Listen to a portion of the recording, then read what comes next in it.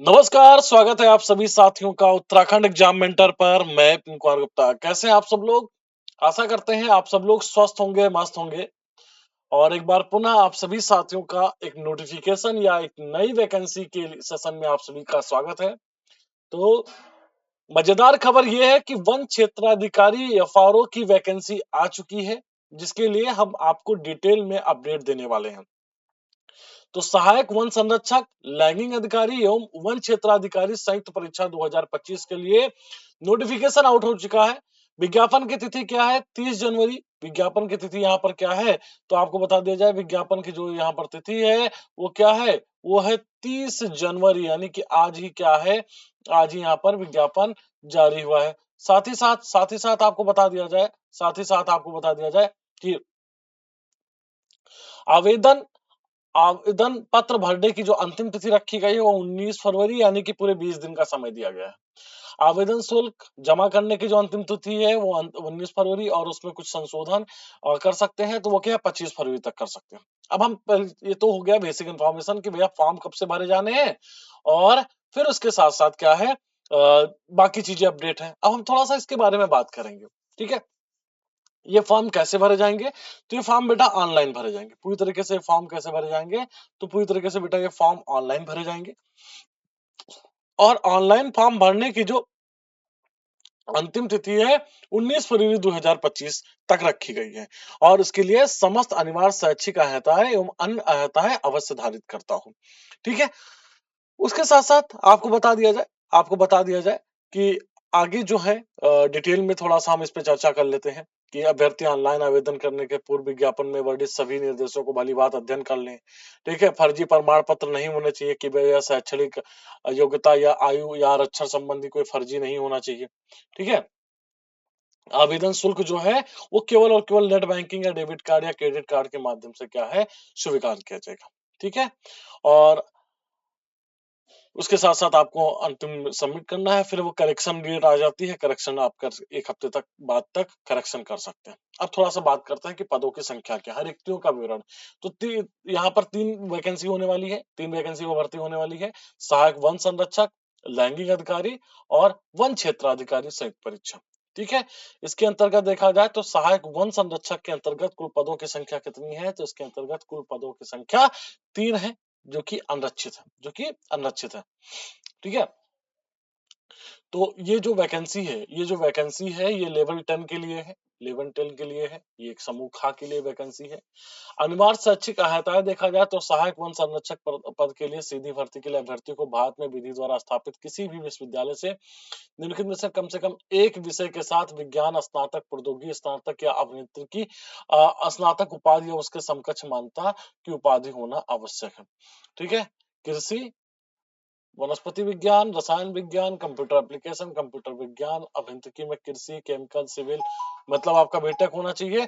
Chemical, civil, computer, electrical, electronics, mechanical, उसके साथ साथ पर्यावरणीय विज्ञान, वानिकी, भूविज्ञान, उद्यान विज्ञान, गणित, भौतिकी, सांख्यिकी, पशु विज्ञान, पशु चिकित्सा विज्ञान और प्राण विज्ञान। इन सभी के लिए क्या है, इन सभी में क्या है, कम से कम एक में आपका ग्रेजुएशन होना चाहिए, ग्रेजुएट होना चाहिए। ठीक है, कुछ और भी है, जैसे कि national NCC, national cadet corps का बी प्रमाण पत्र आवश्यक हो। उसके साथ साथ सी प्रमाण पत्र अथवा आवश्यक होना चाहिए। ठीक है, प्रादेशिक सेना में न्यूनतम 2 वर्षों तक सेवा की हो, तो ये सारी चीजें होनी चाहिए। उसके साथ साथ लैंगिक अधिकारी के लिए कुल पदों की संख्या कितनी है? 12, अनारक्षित 7। ठीक है, उत्तराखंड महिला के लिए 2। ठीक है, बाकी टोटल वैकेंसी देखा जाए यहाँ पर 12 है, जिसमें 3 महिलाओं के लिए है। ठीक है, इसके लिए क्या है, ये भी लेवल 10 की नौकरी है। लेवल 10 के लिए क्या है, यहाँ पर है, हाँ, और इसके लिए क्या है, अनिवार्य शैक्षिक अर्हताएं क्या हो? तो लैंगिक अधिकारी के पद पर सीधी भर्ती के लिए अभ्यर्थियों द्वारा भारत में विधि द्वारा स्थापित में कम से कम एक विषय के साथ विज्ञान स्नातक अथवा समकक्ष स्तर की परीक्षा उत्तीर्ण की जानी चाहिए।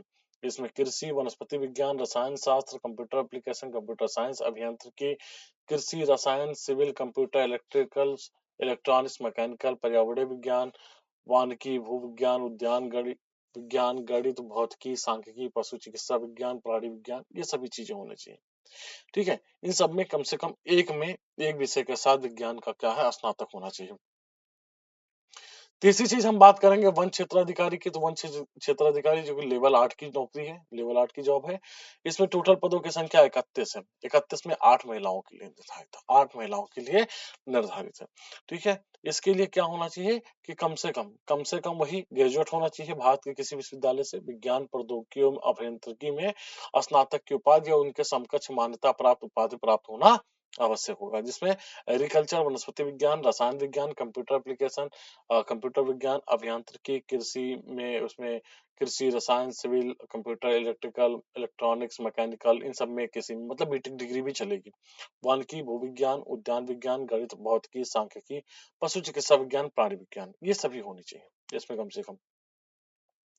क्या कम से कम एक में होनी चाहिए। बाकी ढेर सारी इंफॉर्मेशन है, आप इसको एक बार पूरा नोटिफिकेशन रीड कर सकते हैं। अब हम चलते हैं चयन की प्रक्रिया में।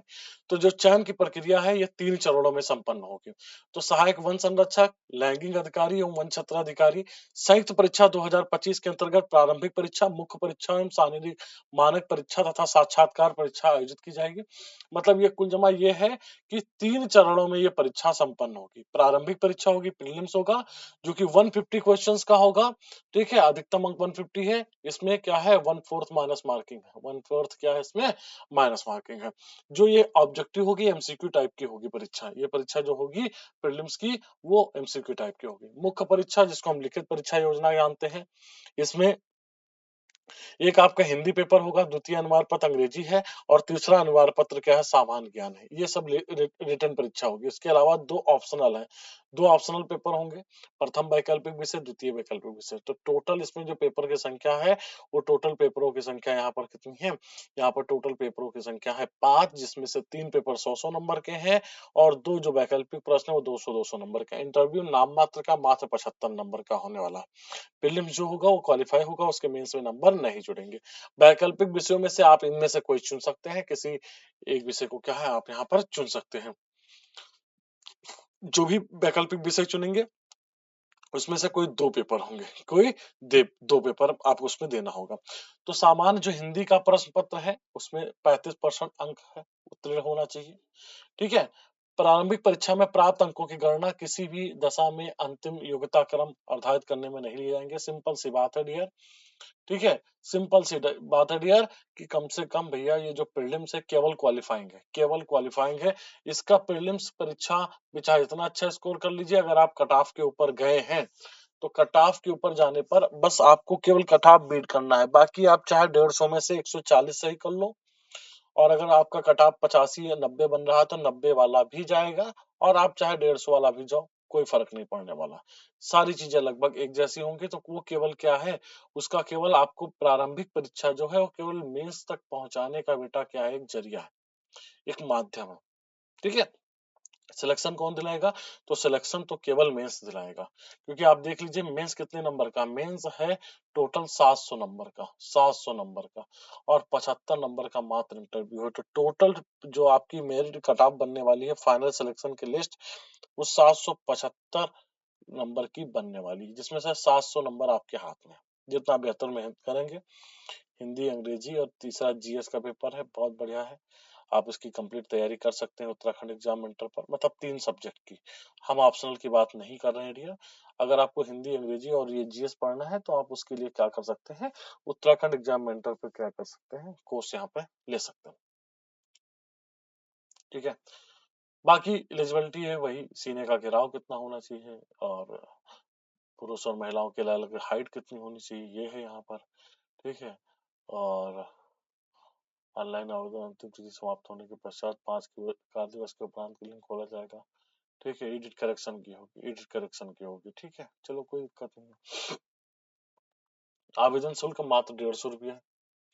ठीक है? प्रोसेसिंग फीस 22 रुपया, टोटल 172 रुपया लग रहा है। कोई भैया फीस नहीं, पॉकेट मनी के बराबर है, पॉकेट मनी खर्चे के बराबर है। ठीक है? तो आप यहाँ पर देख सकते हैं, या सिंपल से लिखा हुआ है, प्रारंभिक परीक्षा में वास्तविक मतलब एमसीक्यू टाइप का होगा। किस टाइप का होगा, एमसीक्यू टाइप का होगा। वस्तुनिष्ठ प्राकृत प्रश्न पत्रों को अभ्यर्थियों द्वारा दिए गए उत्तरों के लिए दंड स्वरूप क्या लिया जाएगा, दंड दिया जाएगा।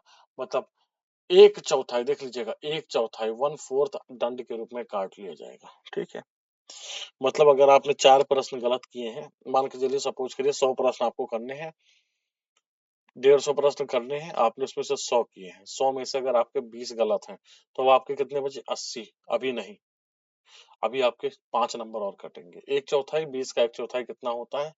20 का एक चौथाई 5 होगा। ठीक है, तो उसके आपके 5 नंबर हैं, मतलब आप टोटल आपकी नंबरों की संख्या कितनी हो जाएगी? 75। क्लियर? ऐसे होगा, ऐसे मार्किंग की जाएगी। उत्तर कुंजी 7 दिन के भीतर। ठीक है, उसके लिए आपत्ति प्रस्तुत कर सकते हैं, परीक्षा के उपरांत अगले दिन आ जाती है। आप देख सकते हैं हमने पूरा आपके सामने लगा दिया है कि सामान्य अध्ययन एवं सामान्य बुद्धिमत्ता का जो एमसीक्यू टाइप का पेपर है 150 का होगा, 2 घंटे का होगा। बाकी सब पेपर तो सारे पेपर 3-3 घंटे के होंगे। साक्षात्कार कितनी देर का होगा वो तो राम जाने। ठीक है, साक्षात्कार जितनी देर तक आप अच्छा कर ले जाएंगे, जितनी देर तक आप बातें कर लीजिए, ठीक है, इंटरेस्टेड, वो तो डिपेंड करता है बॉडी के ऊपर। ठीक है, प्रारंभिक परीक्षा का आप देख लीजिए क्या क्या पूछा जाएगा। जो जीएस का पेपर है, राष्ट्रीय एवं अंतर्राष्ट्रीय महत्व की समसामयिक घटनाएं, खेलकूद, मनोरंजन, भारतीय इतिहास, भारतीय राष्ट्रीय स्वतंत्रता आंदोलन, समकालीन भारतीय इतिहास, भारत एवं विश्व का भूगोल, प्राकृतिक संसाधन नियोजन, अर्थव्यवस्था के समावेशी विकास, प्राकृतिक आपदाएं, भारत एवं मानव संसाधन विकास सूचकांक, भारतीय संविधान, राजनीतिक एवं शासन प्रशासन अधिकारी से संबंधित मुद्दे, सामान्य विज्ञान, विकास एवं पर्यावरण संबंधी समस्याएं, जैव प्रौद्योगिकी एवं स्वास्थ्य संबंधी मुद्दे, विज्ञान, साइंस एंड टेक्नोलॉजी, सूचना संचार, अंतरिक्ष प्रौद्योगिकी, कंप्यूटर इत्यादि, ऊर्जा एवं जल संसाधन, उत्तराखंड राज्य संबंधी सामान्य ज्ञान, सामान्य भूगोल, इतिहास, उत्तराखंड स्पेशल। ये बस 100 नंबर है, 50 नंबर की रीजनिंग आई, 50 नंबर की ये रीजनिंग पूछा जाएगा यहाँ पर। ठीक है, ठीक है, बाकी मेंस का भविष्य में मेंस का आ जाएगा। भविष्य में मेंस का क्या है, आएगा नोटिफिकेशन कंप्लीट। ठीक है, तो आज की क्लास में बस इतना रखते हैं हम लोग। बहुत बहुत धन्यवाद आप सभी साथियों का। Thank you, bye bye, take care, जय हिंद। स्वस्थ रहिए, मस्त रहिए, खूब खुश रहिए। और आप सभी साथियों को जो बच्चे फॉर्म भरने वाले हैं, आपके स्वर्णिम भविष्य के लिए शुभकामनाएं। Good luck. Thank you dear, thank you.